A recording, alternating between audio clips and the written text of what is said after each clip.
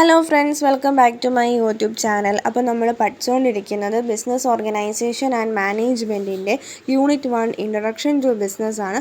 അതിൽ ഇന്ന് നമ്മൾ പഠിക്കാൻ പോകുന്നത് ട്രേഡാണ്. ട്രേഡ് എന്താണ്, അതിനെ പറ്റിയിട്ട് ഇൻ ഡീറ്റെയിൽഡ് ആയിട്ടാണ് നമ്മൾ ഇന്ന് പഠിക്കാൻ പോകുന്നത്. അപ്പോൾ നമുക്ക് വീഡിയോയിലേക്ക് പോകാം. Human activities engaged in buying and selling of goods and services come under trade. അതായത് ഗുഡ്സും സർവീസസും വാങ്ങിക്കുകയും വിൽക്കുകയും ചെയ്യുന്ന ഹ്യൂമൻ ആക്ടിവിറ്റീസിനെയാണ് നമ്മൾ ട്രേഡ് എന്ന് വിളിക്കുന്നത്. Therefore, trade includes sale, transfer or exchange of goods and services with the intention of earning profit. അതുകൊണ്ട് തന്നെ ട്രേഡിൽ എന്തെല്ലാം ഇൻക്ലൂഡ് ആയിട്ടുണ്ട്? സെയില് അല്ലേ, ഗുഡ്സും സർവീസസും സെയിൽ ചെയ്യുന്നതും, അതുപോലെ തന്നെ ഗുഡ്സും സർവീസസ് ട്രാൻസ്ഫർ ചെയ്യുക അല്ലെങ്കിൽ എക്സ്ചേഞ്ച് ചെയ്യുന്ന ഒരു ആക്ടിവിറ്റി ആണ് ട്രേഡ് എന്ന് പറയുന്നത്. അതിൻ്റെ മെയിൻ ഇൻറ്റൻഷൻ എന്താണ്? പ്രോഫിറ്റ് ഏൺ ചെയ്യുക എന്നുള്ളതാണ് ട്രേഡിൻ്റെ മെയിൻ ഇൻറ്റൻഷൻ എന്ന് പറയുന്നത്. The objective of trade is to make goods available to those persons who need them and are willing to pay for them. അപ്പോൾ ട്രേഡിൻ്റെ ഒബ്ജക്റ്റീവ് എന്താണ്? ആവശ്യമുള്ള ആൾക്കാർക്ക് സാധനങ്ങൾ അവൈലബിൾ ആക്കി കൊടുക്കുക, അതുപോലെ തന്നെ അതിന് പൈസ കൊടുക്കാൻ, പേ ചെയ്യാൻ താല്പര്യമുള്ള ആവശ്യമുള്ള ആൾക്കാർക്ക് ഗുഡ്സ് കൊടുക്കുക എന്നുള്ളതാണ് ട്രേഡിൻ്റെ ഒബ്ജക്റ്റീവ് എന്ന് പറയുന്നത്. Thus, trade plays a major role in establishing contact between the producers and the consumers and eliminates the hindrance of person. അതുകൊണ്ട് തന്നെ ട്രേഡ് എന്ന് പറയുന്നത് വലിയൊരു മേജർ റോള് പ്ലേ ചെയ്യുന്നുണ്ട്. എവിടെ? പ്രൊഡ്യൂസേഴ്സും കൺസ്യൂമേഴ്സും തമ്മിലൊരു കോണ്ടാക്റ്റ് എസ്റ്റാബ്ലിഷ് ചെയ്യാനും, അതുപോലെ തന്നെ trade hindrance of person eliminate ചെയ്യുന്നുണ്ട്. പേഴ്സൺ എന്ന് പറയുന്ന ഹിൻഡ്രൻസ് ട്രേഡ് എലിമിനേറ്റ് ചെയ്യുന്നുണ്ട്. A person who is engaged in trade is called trader or middleman. ട്രേഡിൽ എൻഗേജ് ചെയ്തിരിക്കുന്ന വ്യക്തിനെ നമ്മൾ ട്രേഡർ എന്നോ അല്ലെങ്കിൽ മിഡിൽമാൻ എന്നോ വിളിക്കും. Various traders operate in between producers and consumers and remove the hindrance of person. ഈ പ്രൊഡ്യൂസേഴ്സിൻ്റെ കൺസ്യൂമേഴ്സിൻ്റെ ഇടയിൽ ഒരുപാട് ട്രേഡേഴ്സ് ഉണ്ടായിരിക്കും. അവർ പേഴ്സൺ എന്ന് പറയുന്ന ഹിൻഡ്രൻസിനെ റിമൂവ് ചെയ്യും. We can classify trade into two broad categories, internal trade and external trade. നമുക്ക് ട്രേഡിനെ രണ്ട് കാറ്റഗറി ആയിട്ട് തിരിക്കാം. ഇൻറ്റേർണൽ ട്രേഡ് എന്നും എക്സ്റ്റേർണൽ ട്രേഡ് എന്നും. Internal trade. When the trade takes place within the boundaries of the country, you can call it internal trade. നമ്മുടെ രാജ്യത്തിനകത്ത് അല്ലെങ്കിൽ രാജ്യത്തിനകത്തെ ബൗണ്ടറീസിനുള്ളിൽ നടക്കുന്ന trade ആണെങ്കിൽ അതിനെ നമുക്ക് ഇൻറ്റേർണൽ ട്രേഡ് എന്ന് വിളിക്കാം. It means that both buying and selling should take place within the country. എന്ന് വെച്ചാൽ വിൽക്കുന്നതും വാങ്ങിക്കുന്നതും ആ രാജ്യത്തിനുള്ളിൽ തന്നെ നടക്കുന്ന ടൈപ്പ് ഓഫ് ട്രേഡിനെയാണ് ഇൻറ്റേർണൽ ട്രേഡ് എന്ന് പറയുന്നത്. Payment for the same is generally made in national currency. അതുപോലെ തന്നെ നമ്മൾ അതിന് പേ ചെയ്യുന്നത്, നമ്മൾ ഒരു കൺട്രിയിൽ നിന്ന്, ഇപ്പോൾ ഇന്ത്യയിൽ നമ്മൾ ആസാമിൽ നിന്നൊരു സാധനം വാങ്ങിച്ച് നമ്മൾ കേരളയിലല്ലേ, അപ്പോൾ ആസാമിൽ നിന്ന് സാധനം വാങ്ങിച്ചതിന് നമ്മൾ പേ ചെയ്യുന്നു. അത് നമ്മുടെ ഇന്ത്യൻ നാഷണൽ കറൻസിയിൽ തന്നെയായിരിക്കും പേയ്മെൻറ്റ് നടത്തുന്നത്. This internal trade is also termed as inland trade or national trade or home trade or domestic trade. Internal ട്രേഡിനെ നമുക്ക് പല പേരുകളുണ്ട്. അതിന് inland trade, national trade, home trade, domestic trade, ഇതൊക്കെയാണ് ഇൻറ്റേർണൽ ട്രേഡിൻ്റെ മറ്റ് പല പേരുകൾ. ഇൻറ്റേർണൽ ട്രേഡാണ് നമ്മുടെ കൺട്രിയുടെ ബൗണ്ടറീസിനുള്ളിൽ നടക്കുന്ന ട്രേഡാണ് ഇൻറ്റേർണൽ ട്രേഡ് എന്ന് പറയുന്നത്. അതായത് ബയ്യിങ്ങും സെല്ലിങ്ങും, വിൽക്കുന്നതും വാങ്ങുന്നതും രാജ്യത്തിന് ഉള്ളിൽ തന്നെ നടക്കുന്ന ടൈപ്പ് ഓഫ് ട്രേഡിംഗ് ആണ്. അതുപോലെ തന്നെ അതിൻ്റെ പേയ്മെൻറ്റും ആ രാജ്യത്തിൻ്റെ നാഷണൽ കറൻസിയിൽ തന്നെയായിരിക്കും നടക്കുന്നത്. ഇൻറ്റേർണൽ ട്രേഡിന് പല പേരുകളുണ്ട്. Inland trade, national trade, home trade, domestic trade.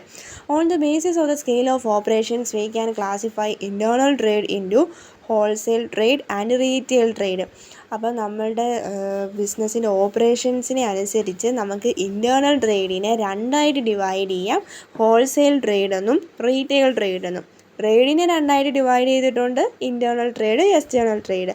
അതിലുള്ള ഇൻറ്റേർണൽ ട്രേഡിനെയാണ് വീണ്ടും ഓപ്പറേഷൻസിൻ്റെ ബേസിസിൽ ക്ലാസിഫൈ ചെയ്തേക്കുന്നത് ഹോൾസെയിൽ ട്രേഡ് എന്നും റീറ്റെയിൽ ട്രേഡ് എന്നും. Wholesale trade. Buying and selling in relatively larger quantities is called wholesale trade. A person who is involved in wholesale trade is called wholesaler. അതായത് വാങ്ങിക്കുന്നതും വിൽക്കുന്നതും വലിയ വലിയ ക്വാണ്ടിറ്റീസിലാണ് നടക്കുന്നതെങ്കിൽ അതിനെ wholesale trade എന്നും ഈ wholesale ട്രേഡിൽ involve ആയിട്ടുള്ള ആളെ നമ്മൾ ഹോൾസെയിലർ എന്നും വിളിക്കും. അതായത് നമ്മൾ വലിയ ലാർജ് ക്വാണ്ടിറ്റീസിൽ ബൾക്കായിട്ട് ഗുഡ്സ് വാങ്ങിക്കുകയും വിൽക്കുകയും ചെയ്യുകയാണെന്നുണ്ടെങ്കിൽ ആ type of trade wholesale trade എന്നും ഹോൾസെയിൽ ട്രേഡിൽ ഇൻവോൾവ് ആയിട്ടുള്ള പേഴ്സണെ നമ്മൾ ഹോൾസെയിലർ എന്നുമാണ് വിളിക്കുന്നത്.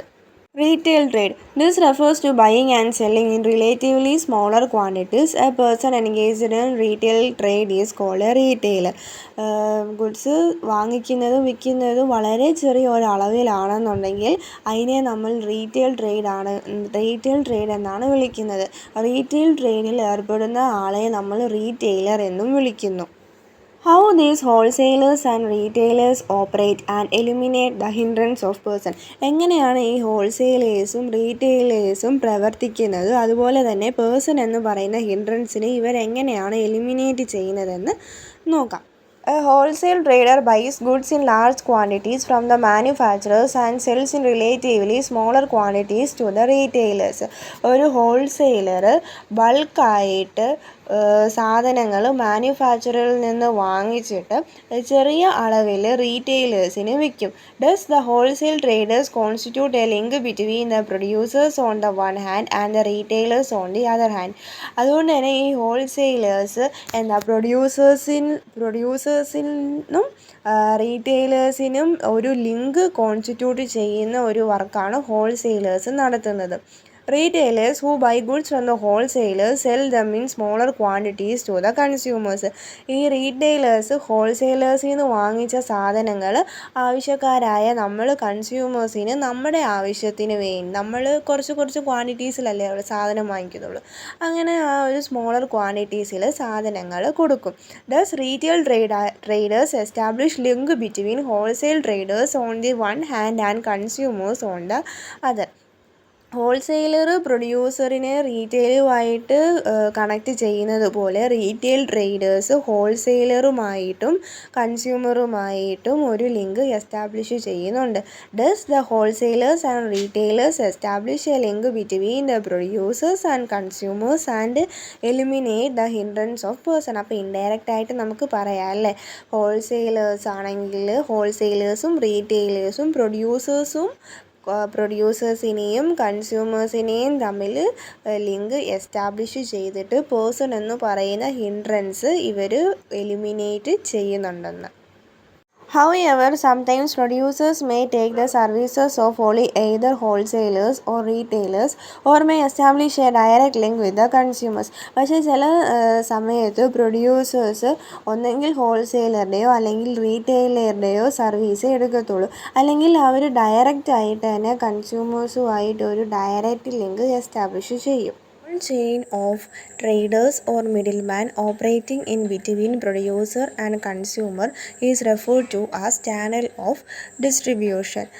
അതായത് പ്രൊഡ്യൂസറിൻ്റെയും കൺസ്യൂമറിൻ്റെയും ഇടയിൽ ഈ ട്രേഡേഴ്സ് അല്ലെങ്കിൽ മിഡിൽമാൻ ഓപ്പറേറ്റ് ചെയ്യുന്ന ആ ഒരു ഹോൾ ചെയിനിനെ മുഴുവനായിട്ടും ചാനൽ ഓഫ് ഡിസ്ട്രിബ്യൂഷൻ എന്നാണ് പറയുന്നത്. ഇത്രയേ ഉള്ളൂ ഇൻറ്റേർണൽ ട്രേഡ്. ഇനി നമുക്ക് എക്സ്റ്റേണൽ ട്രേഡ് നോക്കാം. External trade, this is also called foreign trade or international trade. External ട്രേഡിനെ നമ്മൾ ഫോറിൻ ട്രേഡ് അല്ലെങ്കിൽ ഇൻ്റർനാഷണൽ ട്രേഡ് എന്ന് വിളിക്കും. When the trade takes place across the boundaries of a country you can call such trade as external trade. അതായത് നമ്മുടെ കൺട്രിയുടെ അതിർത്തികൾക്കപ്പുറം നടക്കുന്ന വ്യാപാരങ്ങളെയൊക്കെ നമുക്ക് external trade എന്ന് വിളിക്കാം. In other words, external trade refers to the trade between nations. പല രാഷ്ട്രങ്ങൾ തമ്മിൽ നടക്കുന്ന ട്രേഡിനെ നമുക്ക് എക്സ്റ്റേണൽ ട്രേഡ് എന്ന് വിളിക്കാം. This trade could be in the form of exchange of one commodity for another or for money. അതായത് നമ്മൾ കൊമോഡിറ്റി നമ്മുടെ ഗുഡ്സ് എക്സ്ചേഞ്ച് ചെയ്യുക, മണിയുടെ ബേസിസിൽ നമ്മൾ ഗുഡ്സ് അങ്ങോട്ടും ഇങ്ങോട്ടും എക്സ്ചേഞ്ച് ചെയ്യുന്ന ഒരു ഫോമിലാണ് ട്രേഡ് നടക്കുന്നത്. എക്സ്റ്റേണൽ ട്രേഡ് എന്ന് വെച്ചാൽ നമ്മുടെ കൺട്രിയുടെ ബൗണ്ടറീസിനപ്പുറം നടക്കുന്ന ട്രേഡാണ് എക്സ്റ്റേണൽ ട്രേഡ്. അതിനെ നമുക്ക് ഫോറിൻ ട്രേഡ് അല്ലെങ്കിൽ ഇൻ്റർനാഷണൽ ട്രേഡ് എന്നൊക്കെ വിളിക്കാം. നേഷൻസ് തമ്മിൽ നടക്കുന്ന ട്രേഡാണ് എക്സ്റ്റേണൽ ട്രേഡ് എന്ന് പറയുന്നത്. We can classify foreign trade into 3 categories: import trade, export trade, re-export trade. നമുക്ക് ഫോറിൻ ട്രേഡിനെ 3 കാറ്റഗറി ആയിട്ട് ക്ലാസിഫൈ ചെയ്യാം: import trade, export trade, re-export trade. External ട്രേഡാണ്, അതിനെയാണ് നമ്മൾ ഫോറിൻ ട്രേഡ് എന്നും ഇൻ്റർനാഷണൽ ട്രേഡ് എന്നും വിളിക്കുന്നത്. അതിനെയാണ് നമ്മൾ ഈ 3 കാറ്റഗറി ആയിട്ട് ക്ലാസിഫൈ ചെയ്തേക്കുന്നത്. Import trade. When a country buys goods from another country, it is called import trade. For example, India brought machinery from the USA. This is an import trade for India. അതായത് ഒരു രാജ്യം മറ്റൊരു രാജ്യത്തിൽ നിന്ന് സാധനങ്ങൾ വാങ്ങിക്കുകയാണെന്നുണ്ടെങ്കിൽ അതിനെ നമ്മൾ ഇമ്പോർട്ട് ട്രേഡ് എന്ന് പറയും. ഒരു എക്സാമ്പിൾ പറയുകയാണെന്നുണ്ടെങ്കിൽ ഇന്ത്യ US-ൽ നിന്നും ഒരു മെഷീനറി വാങ്ങിച്ചു. അപ്പോൾ ഇന്ത്യയെ സംബന്ധിച്ച് നോക്കുമ്പോഴത്തേനും അതൊരു ഇമ്പോർട്ടാണ്. ഇറക്കുമതിയാണ് ഇമ്പോർട്ട് ട്രേഡ് എന്ന് പറയുന്നത്. അടുത്തത് export trade. When a country sells goods to another country, it is called export trade. For example, India sells leather goods to Russia and tea to USA. For India, such selling of goods shall be termed as export trade. അതായത് ഒരു രാജ്യം മറ്റൊരു രാജ്യത്തേക്ക് സാധനങ്ങൾ വിൽക്കുകയാണെന്നുണ്ടെങ്കിൽ അതിനെ നമ്മൾ export trade എന്ന് പറയും.